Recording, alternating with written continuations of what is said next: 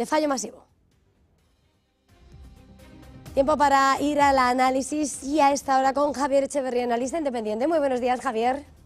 Muy buenos días, ¿qué tal, Eva? ¿Cómo estás? Bueno, yo bien, arrancando la semana de nuevo intensa, de nuevo con miedo en las bolsas y preparándonos para una apertura temprana en Wall Street, donde el rojo parece que va a ser el protagonista. ¿Cómo ves de nuevo ese temor a la recesión y cómo se está cotizando en ese mercado de renta variable, viendo los bonos también? Pues hay que hablar lo primero de todo del dólar, y es que tenemos al Dixie con una corrección brutal. ¿Por qué tenemos el Dixie con una corrección brutal? Porque ese índice que mide 5 divisas distintas con respecto al dólar, lo que nos marca es la debilidad del dólar. Diremos, ¿qué pasa? Estados Unidos es que no tiene pujanza, es que hace 15 días estábamos hablando de una economía absolutamente brutal, de repente ahora se ha caído todo es horroroso. Pues no, hay una estrategia detrás de todo esto, hay una toma de conciencia de que el dólar tan fuerte como estaba no le beneficia a Estados Unidos, pero claro, hay una dicotomía. Donald Trump no puede decir que va a debilitar el dólar abiertamente, porque lógicamente eso sería decirle a Estados Unidos y sobre todo a sus votantes que va a debilitar Estados Unidos, porque eso es lo que va a quedar en la cabeza de los americanos. Si tú les dices voy a devaluar nuestra divisa, van a decir ¿qué? ¿What? ¿Por qué motivo? De repente recesión, ¿qué pasa? Si a esto le sumamos también los datos del GDP de Atlanta, de la Reserva de Atlanta, pues lógicamente vemos que nos ha marcado una corrección de menos 2,8, que es un leñazo espectacular. Todo esto junto hace que las bolsas empiecen a tener un miedo importante. Escribí un artículo el otro día justamente sobre el dólar y sobre lo que estaba sucediendo en Estados Unidos, en LinkedIn, que podéis encontrarlo y encontraréis un poco el motivo por el cual se ha caído y Donald Trump está haciendo añicos el dólar y se ve en los mercados.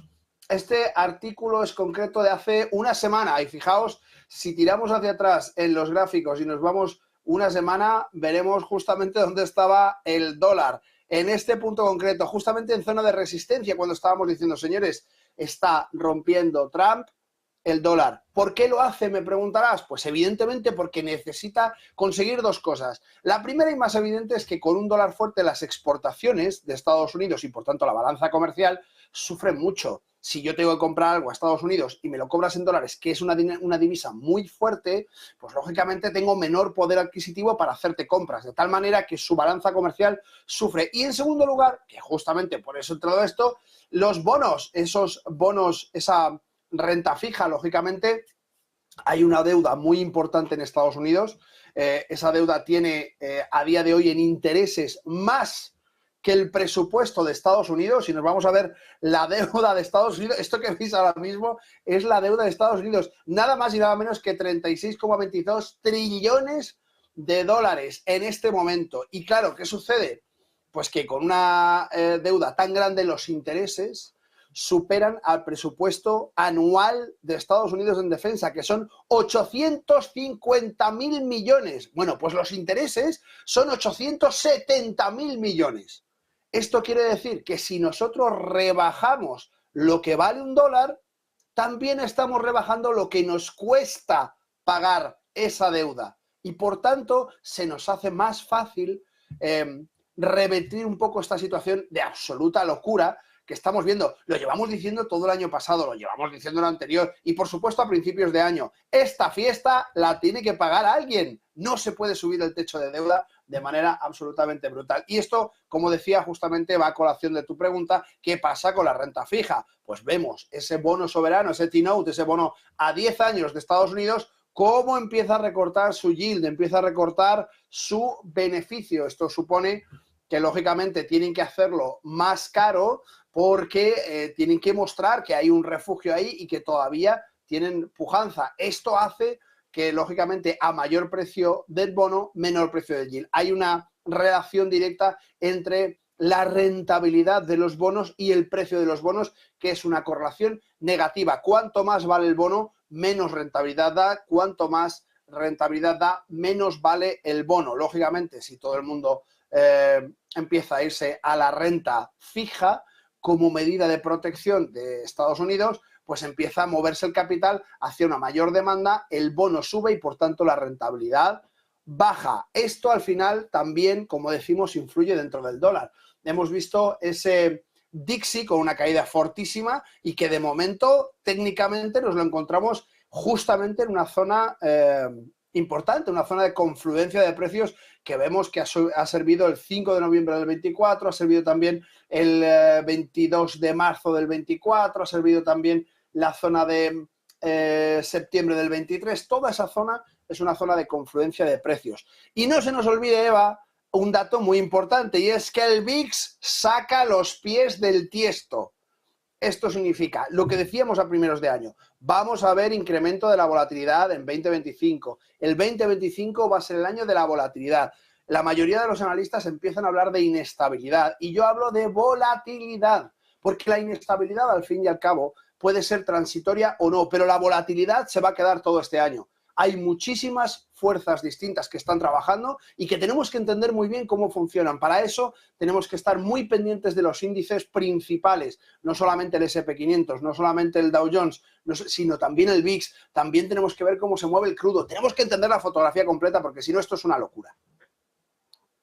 Volviendo, hay que tener una lectura conjunta, pero quería preguntarte, viendo esos futuros del S&P, del Nasdaq, caídas, viendo absolutamente Infineon Technology en Europa, ASML, un sector tecnológico, y mira, hay mucho ese temor a la recesión, a lo que puede decir Powell en la política monetaria. ¿Cómo ves esas tecnologías que está sufriendo? Pues sí, la tecnología empieza a hacer aguas y vemos justamente el Nasdaq tocando una de las zonas de confluencia más importantes, esos 20.444 que hemos visto testear, que además tiene confluencia con este soporte de largo plazo, que si viéramos una ruptura aquí, estaríamos hablando ya de otro cantar. De momento, técnicamente, ha aguantado el soporte, ambos soportes, el soporte de largo plazo y el soporte de 20.044 que veíamos claramente, y ambos soportes los ha aguantado. Ahora bien, está en una encrucijada complicada. Me hablas de ASM Holdings, me hablas del sector de la tecnología, de Nvidia, de todos los 7 magníficos. Bueno, la cosa se complica. Es que es normal, Eva, es que no podemos subir en un solo sector durante todo un año como hemos hecho en 2024 y no esperar correcciones. Pues claro, además nos encontramos con que los desarrollos más caros, digamos, las baldosas para iniciar el camino hacia esa inteligencia artificial global, están asentadas ya. Falta muchísimo trabajo por delante, por supuesto, pero la parte más cara ya se la han gastado Microsoft, se la ha gastado Nvidia, se la han gastado las grandes empresas tecnológicas, y ahora resulta que las empresas más chiquititas, como vimos con DeepSeek, pueden hacerse gala y pueden aprovechar toda esa tecnología que ya ha sido descubierta con un coste muchísimo más bajo. ¿Qué sucede? Pues que lógicamente la rentabilidad esperada, como sabemos, las bolsas funcionan por expectativas, pues empieza a ser inferior, porque los inversores no son tontos. Se dan cuenta, con el ejemplo, por ejemplo, de DeepSeek, que muchas otras empresas van a tomar esa tecnología sin hacer ese gasto y, por tanto, el pastel se va a empezar a repartir no solamente entre las grandes tecnológicas, sino también entre nuevos jugadores que entran con barreras de mercado muchísimo más bajas que las que había hace 6 meses, que necesitamos desarrollos carísimos y que ahora ya pues no son tan caros y podemos aprovechar determinadas cosas. Esto hace que las expectativas, como digo, en tecnología bajen y por eso estamos viendo a las bolsas comportarse de esa manera y al Nasdaq sufrir este castigo tan heavy, ¿no? A ver, tenemos que terminar. Muchísimas gracias. Feliz jornada, feliz negocio. Igualmente, mil gracias a todos.